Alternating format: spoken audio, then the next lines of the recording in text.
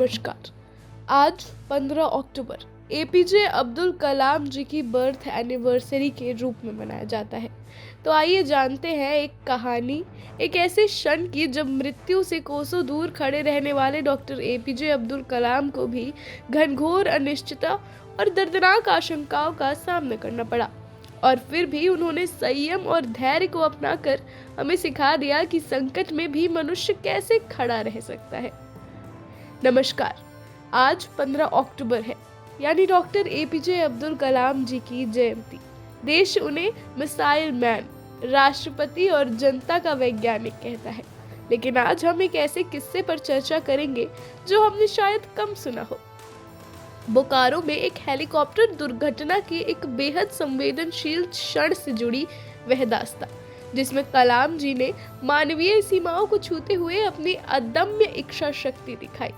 सितंबर 2001 की बात है।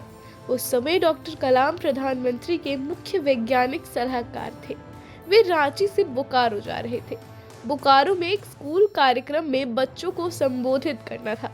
उसी दौरान उनका हेलीकॉप्टर दुर्घटनाग्रस्त हो गया। गति और ऊंचाई की चुनौतियों के बीच हेलीकॉप्टर जोरदार झटके के साथ जमीन पर आ गिरा। कुछ तकनीकी खराबी या इंजन की समस्या होने की आशंका कलाम ने बाद में अपनी आत्मकथा में बताई। अचानक आई इस आपदा के बाद दुर्घटना स्थल के माहौल में सदमे, ध्वनि और तनाव का घना आवरण था। लेकिन आश्चर्य की बात थी, कलाम जी वह अन्य यात्री बाल बाल बचे। वे सुरक्षित बाहर निकले और इसके बाद ही उन्होंने अपने भीतर एक अद्भुत संयम का प्रदर्शन किया। दुर्घटना के बाद एक डॉक्टरों की टीम उनकी सेवा में पहुंची। डॉक्टर कलाम को उन्होंने कुछ दवाई लेने का सलाह दिया। शरीर में आघात को कम करने और तनाव को नियंत्रित करने हेतु कलाम ने डॉक्टरों की सलाह मानी और दवा ली। रोज वे लगभग रात 1 बजे तक जागते और फिर सुबह 6 बजे उठ जाते थे। यह उनकी सामान्य दिनचर्या थी। लेकिन उस रात दवा के प्रभाव और शारीरिक थकावट ने उन्हें गहरी नींद में बहा दिया। वे रात भर बेचैन रहे, सोचों की भाग दौड़ जारी रही। आखिरकार वे उस रात पूरी तरह सो गए और दूसरे दिन 6 बजे तक नहीं जाग सके। सुबह जब उन्होंने आंख खोली तो जरूरत थी उठने की, बच्चों को संबोधित करने की। कलाम ने निर्णय लिया। दुर्घटना के बावजूद कार्यक्रम स्थगित नहीं हुआ। वे तय कार्यक्रम के अनुसार ही बोकारो के चिन्मय स्कूल पहुंचे और बच्चों के सामने खड़े होकर उन्होंने ज्ञान, विज्ञान, सीख और प्रेरणा की गंगा बहा दी। यहाँ तक कि दुर्घटना की वह झटका, शरीर पर वह चोट, सब पीछे छूट गए। कलाम ने भावनात्मक संतुलन बनाए रखा। वे न टूटे न घबराए, बल्कि स्थिरता, धैर्य और आत्मविश्वास की मिसाल बने।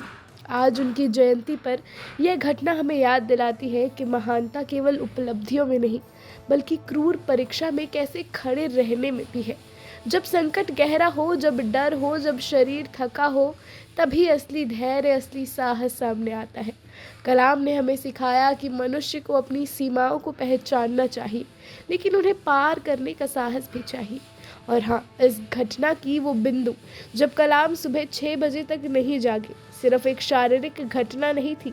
यह एक प्रतीक है कि शरीर अगर थक जाएगा तो विश्राम ले सकता है, लेकिन हिम्मत और आत्मा जागृत रहे, वह थके नहीं। धन्यवाद।